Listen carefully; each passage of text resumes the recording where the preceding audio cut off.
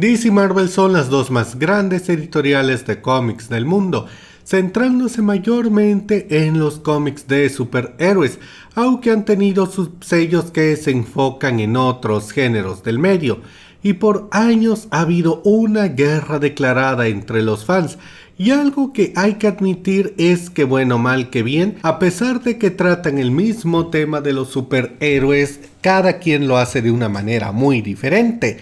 Bueno, ahora para levantar algo de arena y visitas, les voy a contar algunas curiosidades que se han dado en los crossovers y algunas pequeñas disputas que se han dado en colaboraciones y en otros momentos llamativos de la historia de estas editoriales. Así que, señores, comencemos con la arena. El crossover de DC contra Marvel y el posterior universo Amalgama fue creado por iniciativa de Marvel. Para aquellos años DC gozaba de cierta seguridad financiera por el respaldo de Papá Conejo, porque ya tenían varios años siendo propiedad de Warner.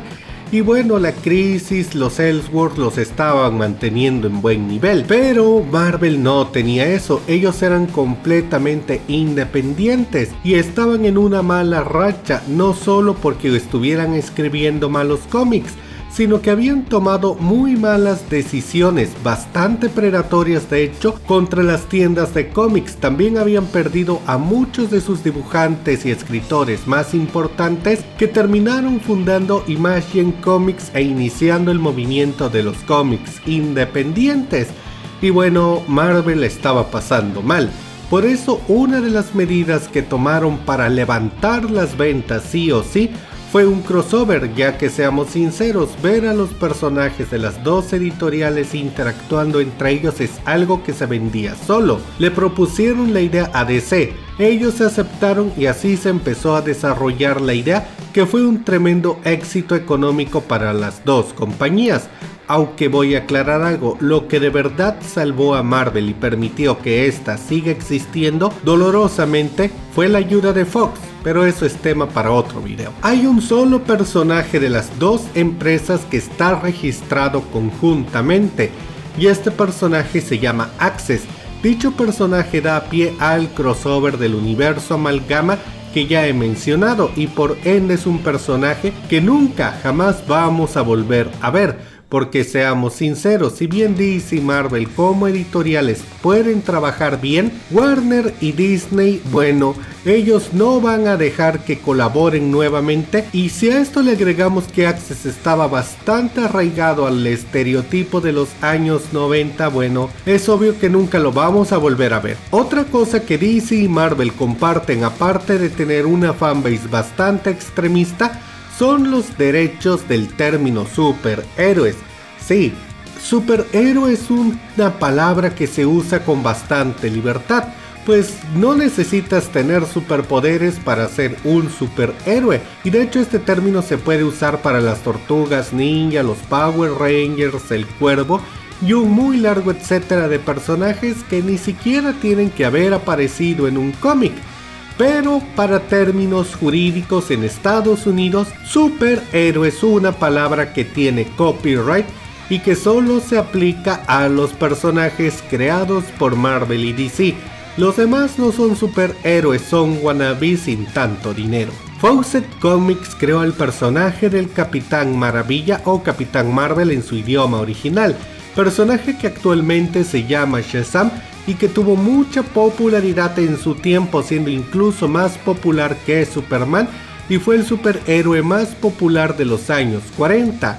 Esto no le gustó nada a DC, quienes sabían que no tenían la razón, pero aún así demandaron a Fawcett Comics sabiendo que el costo del proceso litigioso los iba a dejar en la ruina, pues hasta que no se resolviera el asunto, esa otra editorial no podía publicar cómics de su personaje de Capitán Marvel y personajes asociados. Y bueno, DC se dedicó a alargar el juicio de manera innecesaria. Al final Fawcett desapareció, pero esto tiene otra historia que también es muy llamativa. Como ya dije, este personaje originalmente se llamaba Capitán Marvel, por lo que Marvel quería apropiarse de él para que fuera su propio máximo superhéroe, la punta de lanza de su empresa y su propio Superman. De hecho, Marvel tenía planes bastante ambiciosos para Shazam. Si estos se hubieran dado, créanme que entonces hubiéramos visto al Capitán Marvel en el frente de todas las imágenes de los cómics de Marvel, incluso capaz él hubiera iniciado ese universo cinematográfico.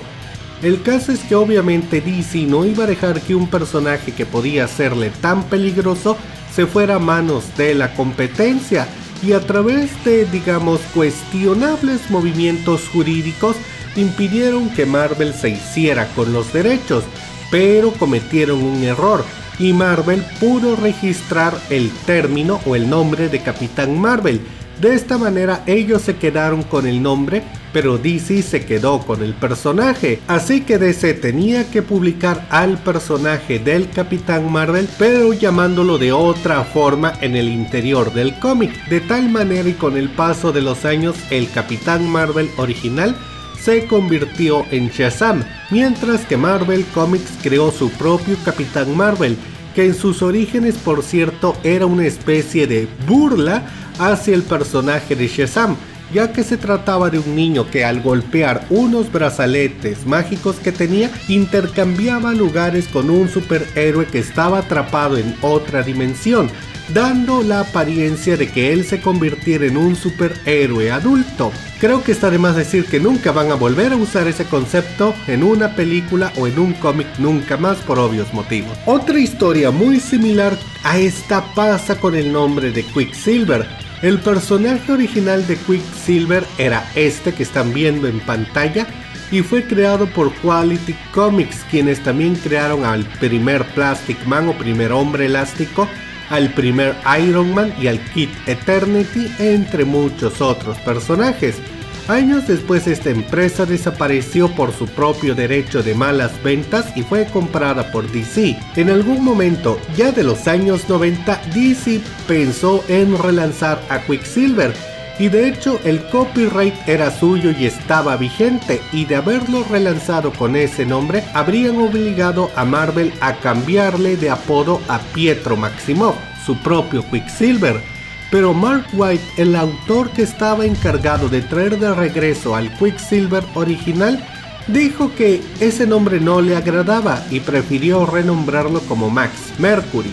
El personaje más beneficiado por todo el universo Amalgama es, para sorpresa creo de absolutamente nadie, Batman. ¿Y por qué digo que es más beneficiado? Bueno, esto es porque todos los demás personajes únicamente tuvieron una versión alterna amalgamada.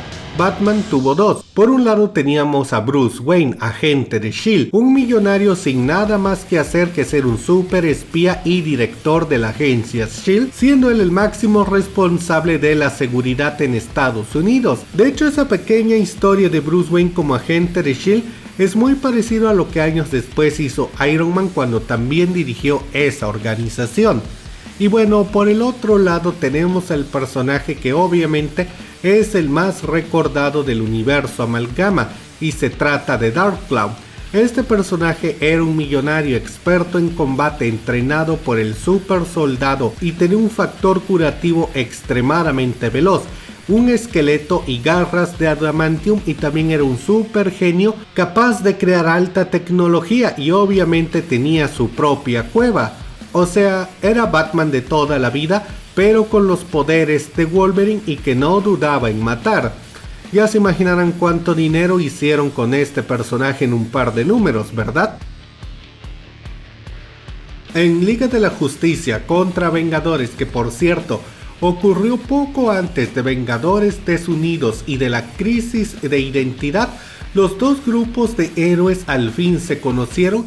Y a diferencia de lo que todos iban a pensar, no se llevaron bien. Los escritores no se fueron por la línea fácil de son superhéroes, los dos protegen a las personas, tienen que llevarse bien.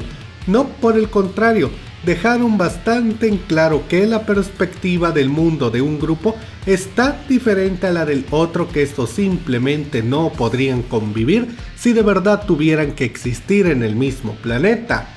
Los Vengadores, representados por el Capitán América, De hecho, tacharon a la Liga de la Justicia de ser unos megalómanos que se habían apropiado de su mundo bajo el pretexto de protegerlo, que fueran por todo el mundo sin respetar fronteras o situaciones políticas y que no respondieran ante nadie era algo que al Cap se le hacía escandaloso, y de paso que la Liga hubiera prácticamente renunciado a su vida civil era una prueba de su megalomanía, y también recalcó mucho en que la Liga de la Justicia no patrulla las calles, así que no ayudan a las personas que más lo necesitan en el momento adecuado. Por otra parte, la Liga de la Justicia, obviamente representada por Superman, tacharon a los Vengadores de inútiles. Para ellos el vigilar tanto las calles nunca resolverá ningún problema importante, y el que los Vengadores se quedaran en sus casas tanto tiempo sin formar una red de vigilancia mundial y atendiendo a problemas políticos y medidas de S.H.I.E.L.D. era algo que obviamente les impedía tener en paz su mundo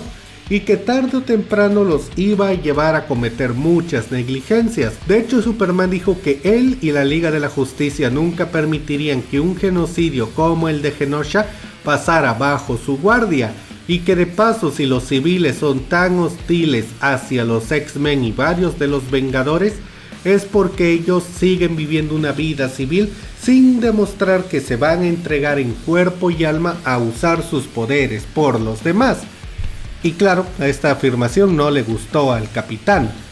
Sin embargo, y a pesar de que se dejó bastante en claro de que estos héroes no se van a llevar bien, sí hubo una reflexión final en la cual Superman admitía que siente que no está viviendo su propia vida, que hay veces que le gustaría simplemente convivir con Lois y que piensa que si algún día él y la Liga de la Justicia desaparecen, el mundo no va a poder protegerse a sí mismo.